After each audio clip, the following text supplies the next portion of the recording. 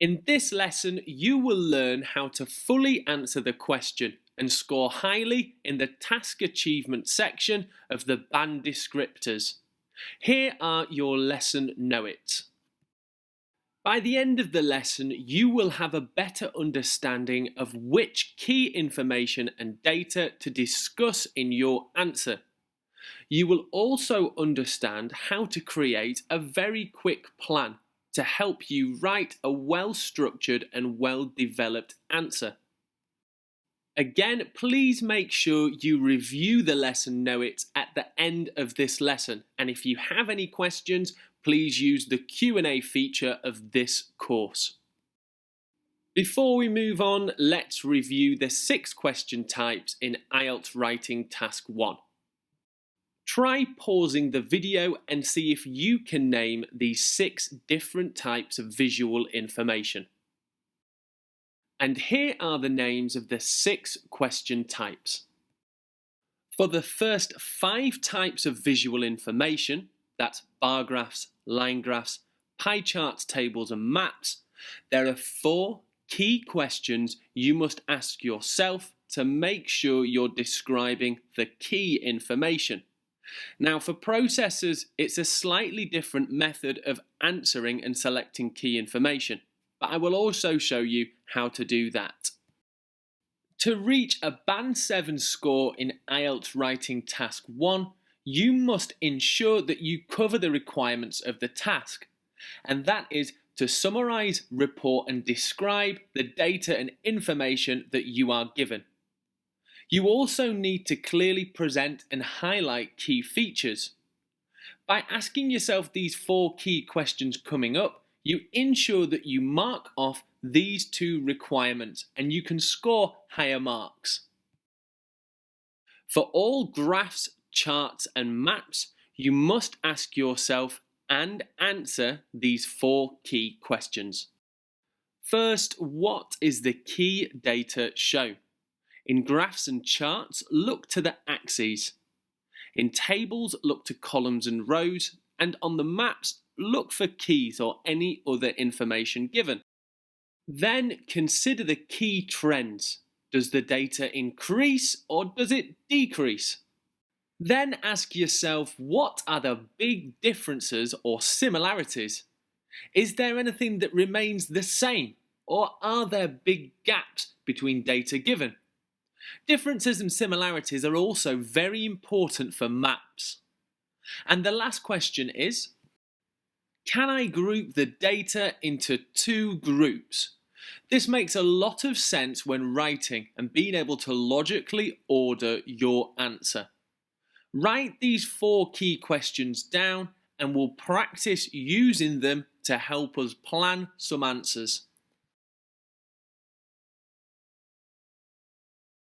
Using our 4 key questions, we'll look at previous IELTS Writing Task 1 visual information and analyse the data and select key information which we could describe. Beginning with this bar graph, what is the key data shown? You may remember I suggested thinking about titles, X and Y axes or keys, and this bar graph has all 4. The graph shows us fiction book sales, which we can see from the title, and the key to the right of the graph shows what types of books were being sold. The x-axis records this over 5 years, and on the y-axis we can see the total amount or gross earnings of each type of book. What trends can you see in this graph? Are there any increases or decreases which seem like a key feature? Romance novels, which is the green bar, increases steadily from 2008 to 2010. From 2007 to 2009, sci-fi and fantasy novels decrease over this period. Another trend could be from 2006 to 2007, mystery and romance novels both increased quite dramatically. It's important to note that you only select and describe the big trends and big differences and similarities. If there isn't anything interesting about the data, it's better to not describe it. So, what about the differences and similarities in this graph? The biggest difference I can see is between romance novels and sci-fi and fantasy. Romance novels have much higher gross earnings than sci-fi and fantasy, and therefore sell a lot more books. For a similarity, you might report young adult and classic novels, and between the years 2007 to 2009, their gross earnings were pretty much the same. And could we put this data into two groups? Well, it seems that we definitely could. By using the key, it might be easiest and most logical to put mystery and romance novels together, as they're the highest. The lowest gross earners, which is young adults, classics and sci-fi and fantasy, could make up your second group. By putting the data into two groups, it will really help you structure and organize your answer, and I'll be showing you a lot more about this later in the course. Now we'll use our 4 key questions to analyze the data from a pie chart from a previous IELTS writing exam. First up, what is the key data? We can see from the title that the pie chart shows the total school spending and budget over 2 different years. What trends can we see? Well, first I can see that teachers' salaries increased by 10%, while other workers' salaries decreased by 6%. I can also see that the budget for resources rose by 5%, whereas furniture and equipment fell by 10%. What differences and similarities can you see between these two pie charts? Well, the first thing I notice is that salaries remain the highest percentage of total spending. Insurance remains round about the same at between 2 to 3%. And for our last key question, can I group the data into 2 groups? Well, this is quite easy for the visual information we have. It would make perfect sense to group between the 2 years of 1981 and 1991. And again, this will help you to structure your answer and have 2 paragraphs where you give lots of information.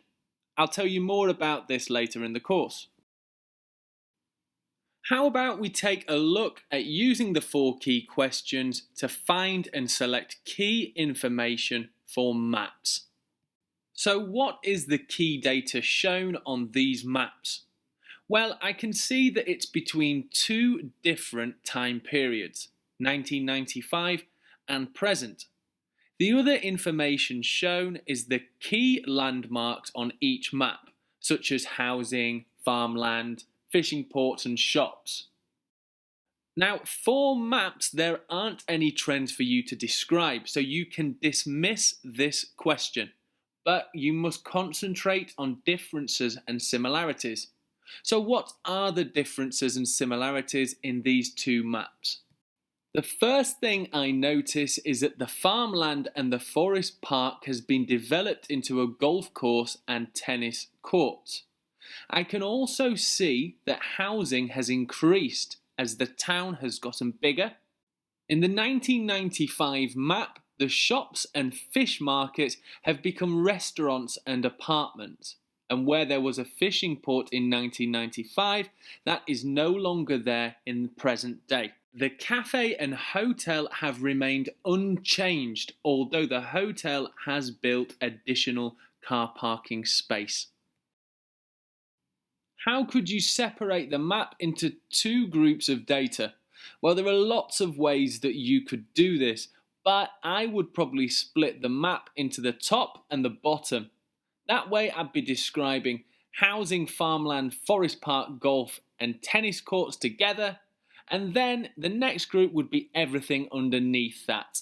But whatever way you can logically do it, it's completely fine and up to you. So we've looked at charts and graphs and maps, but what about processes? How can you analyze the data shown there? Let's take a look now. The way that we analyze data in a process diagram is very different to that of maps, graphs, and charts. That's because the main focus here is to describe stages. The stages of the process diagram are our main interest, and this is what you will analyze and identify as your key features. From looking at the process diagram above, we can see that there are 8 stages in this process. The beginning is with the cows eating grass, and the end result or product is milk, cheese, cream, and butter. In your writing, you'll want to describe in more detail what each stage does. And it's also important to try and break up the process diagram into 2 groups. From looking at the process diagram of dairy product production, I would simply split the groups into the first 4 stages and the second 4 stages, and that will help me to organize my writing and structure my answer. We've now looked at how to analyze and identify key information for all 6 question types.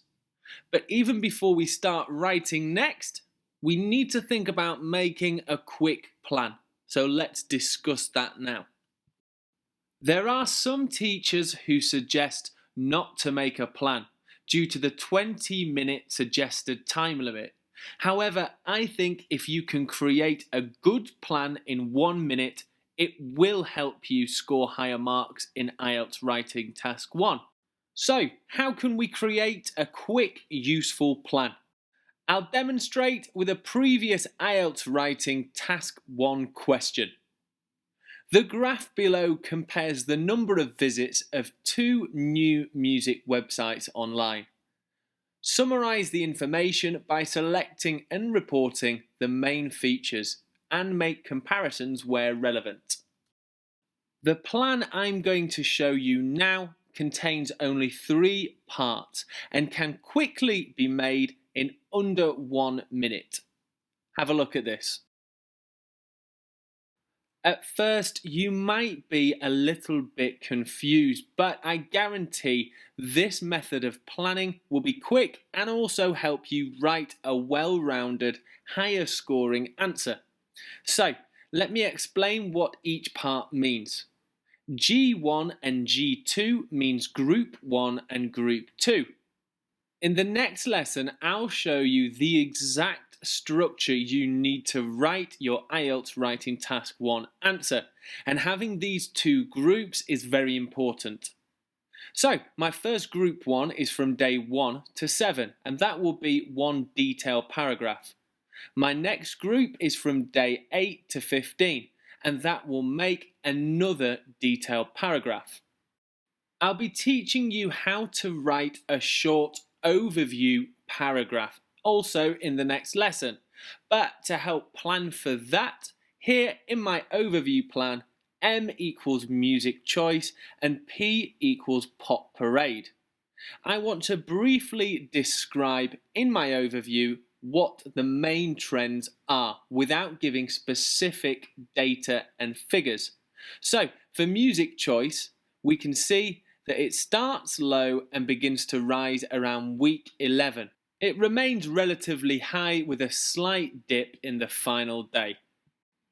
Pop Parade starts quite high and dips around week 7, where it then rises again and then finishes at a high level. This quick plan will ultimately save you time by organising your ideas and giving you some extra structure for when you begin writing your answer. Here is another IELTS Writing Task 1 question, and I want you to use the Q&A feature to show me a plan for this question. You can pause the video and start making your plan, and here are your lesson notes. Please make sure you review them, and if you feel confident, move on. If not, go back through this lesson and take some more notes. You can also drop me a message if you have any questions. See you in the next lesson.